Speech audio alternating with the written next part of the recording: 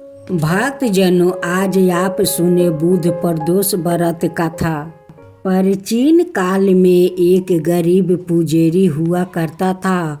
उस पुजारी की मृत्यु के बाद उसकी विधवा पत्नी अपने भरण पोषण के लिए पुत्र को साथ लेकर भीखा मांगती हुई शाम तक घर वापस आती थी।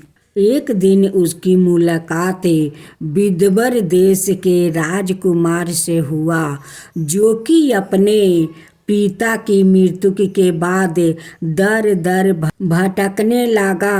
उसकी यह हालत पुजारी की पत्नी से देखी नहीं गई।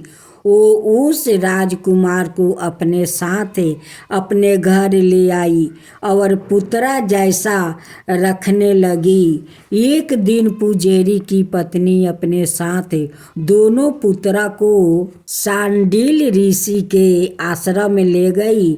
वहाँ उसने ऋषि से शिव जी की प्रदोष व्रत की कथा और विधि सुनी और घर जाकर अब वो भी प्रदोष व्रत करने लगी। एक बार दोनों बालक वन में घूम रहे थे। उनमें से पुजारी का बेटा तो घर लौट गया, परंतु राजकुमार वन में ही रह गया। उस राजकुमार ने गंधर्व कन्याओं को कीड़ा करते हुए देखा तो उसने बात करने लगा। उस कन्या का नाम अंशुमति था। उस दिन वो राजकुमारी घर देरी से लौटा। राजकुमार दूसरे दिन फिर से उसी जगह पहुंचा जहां अंशुमति अपने माता पिता से बात कर रही थी। तभी अंशुमति के माता पिता ने उसे राजकुमार को पहचान लिया और उसे कहा कि आप तो विदर्भ नगर के राजकुमार हो ना? आपका नाम धर्मगुप्त है। अंशुमति के माता पिता को वो राजकुमार पसंद आया और उन्होंने कहा कि शिव जी की कृपा से हम अपनी पुत्री का विवाह आपसे करना चाहते हैं। क्या आप इसे विवाह के लिए तैयार है? राजकुमार ने अपनी मत दे दिया तो उन दोनों का विवाह संपन्न हुआ। बाद में राजकुमार ने गंधर्व की विशाल सेना के साथ विदर्भ पर हमला किया और घमासान युद्ध कर विजय प्राप्त किया और पत्नी के साथ राज करने लगा। वहाँ उस महल में वो पुजारी की पत्नी और पुत्रा को आदर के साथ ले आया और साथ रहने लगा। पुजारी की पत्नी और पुत्रा के सभी दुख दरिद्रता दूर हो गई और वो सुख से अपना जीवन बिताने लगा। एक दिन अंशुमति ने राजकुमार से इन सभी बातों के पीछे का कारण और रहस्य पूछा। तब राजकुमार ने अंशुमति को अपना जीवन की पूरी बात बताई और साथ ही प्रदोष व्रत का महत्व और व्रत से प्राप्ति फल से भी अवगत करवाया। उसी दिन से प्रदोष व्रत की प्रतिष्ठा महताब बढ़ गया और मान्यता अनुसार लोग यह व्रत करने लगे। कई जगहों पर अपनी श्रद्धा के अनुसार स्त्री पुरुष दोनों ही यह व्रत करते हैं। इस व्रत को करने से मनुष्य के सभी कष्ट और पाप नष्ट होते हैं। मनुष्य को अभीष्ट की प्राप्ति होती है।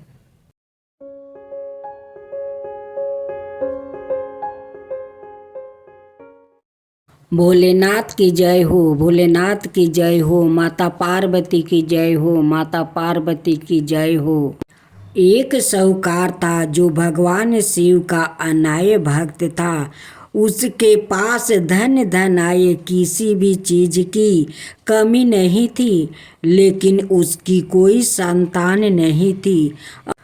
और वो इसी कामना को लेकर रोज शिव जी के मंदिर जाकर दीपक जलाता था।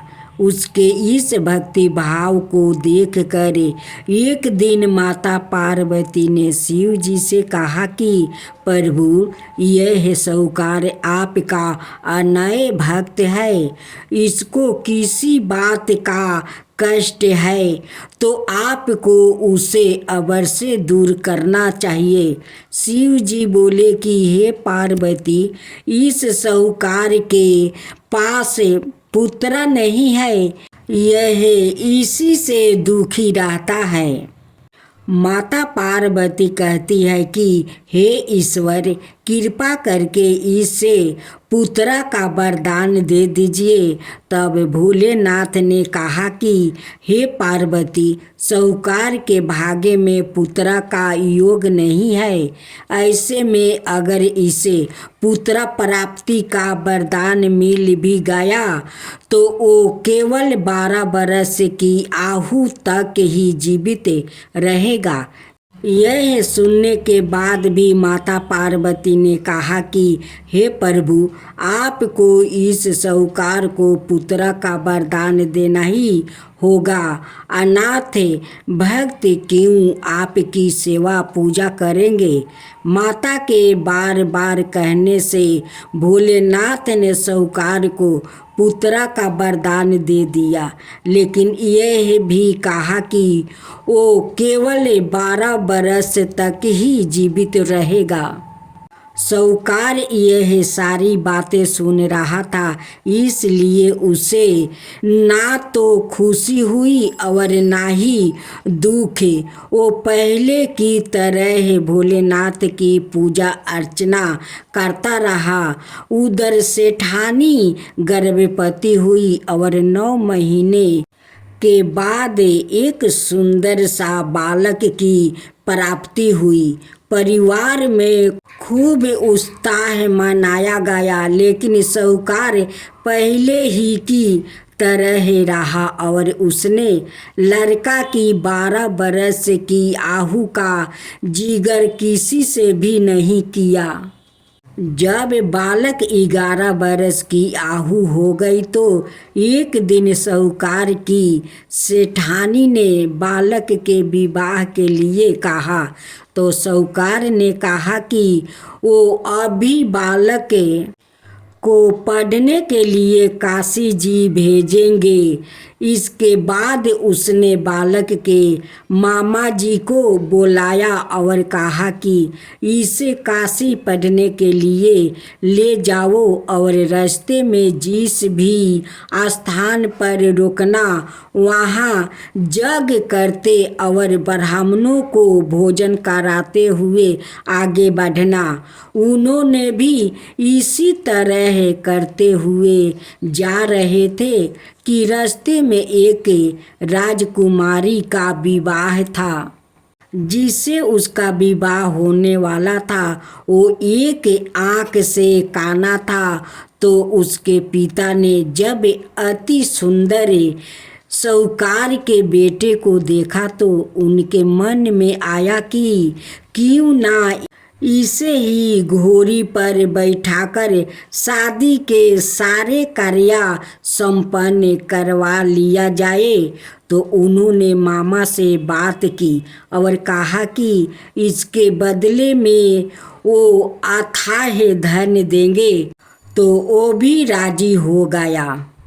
इसके बाद साहूकार का बेटा विवाह की वेदी पर बैठा और जब विवाह कार्य संपन्न हो गया तो जाने से पहले उसने राजकुमारी की चदरी के पल्लू पर लिखा कि तेरा विवाह तो मेरे साथ हुआ, लेकिन जिस राजकुमार के साथ भेजेंगे वो तो एक आँख का काना है। इसके बाद वो अपने मामा के साथ काशी के लिए चल गया।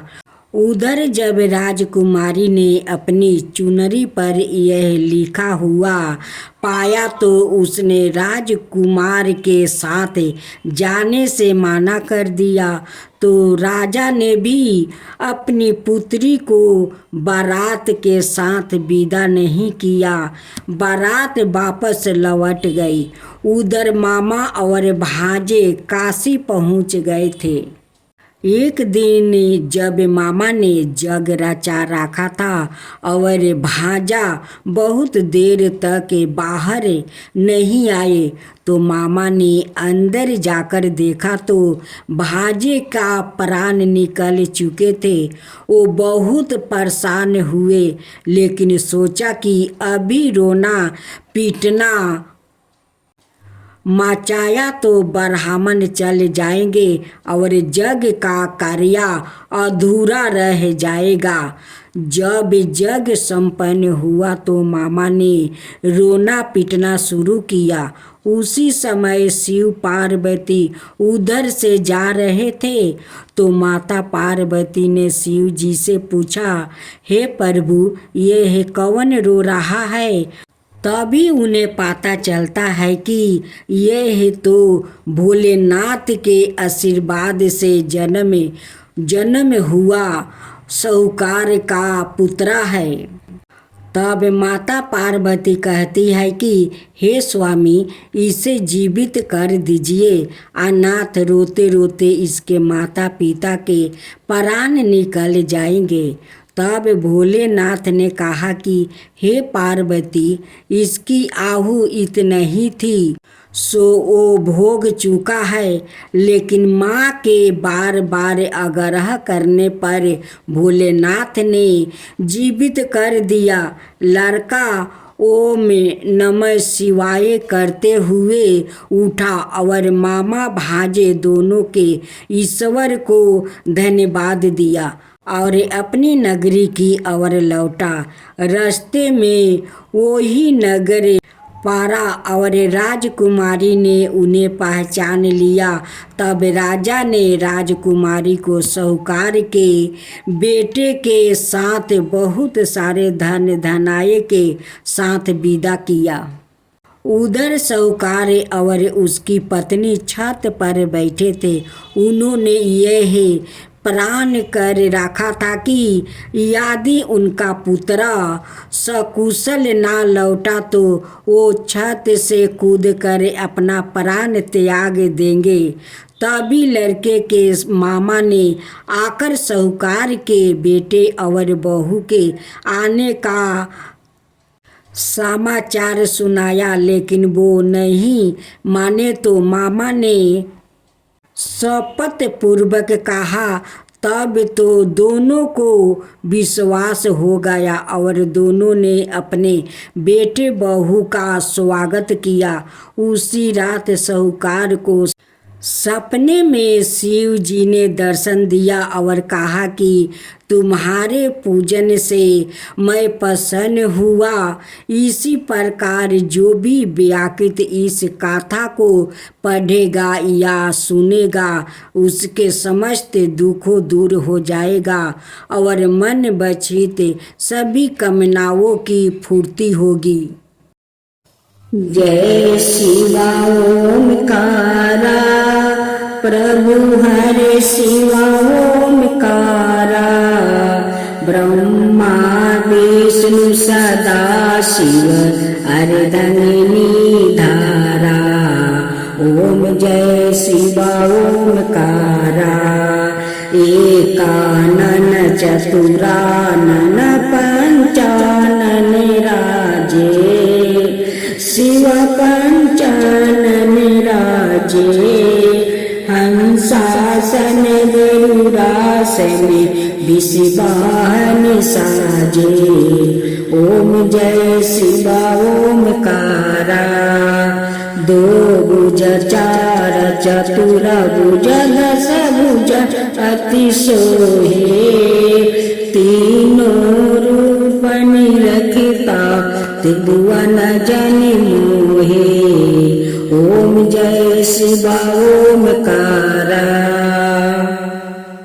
अक्षर माला बने माला मंदी माला तारी चंदन मृग मद सोहे बोले सुभिकारी ओम जय शिवा ओमकारा श्वेतांबर पीतांबर गंबरे अंगे सनिकादिके बरे मादिकी भूतादिकी संगे ओम जय शिवा ओमकारा करिके मध्यम कमंडल चक्र त्रिशूल धरता जग करता जग भरता जग पालन करता ओम जय शिवा ओमकारा ब्रह्मा विष्णु सदा शिव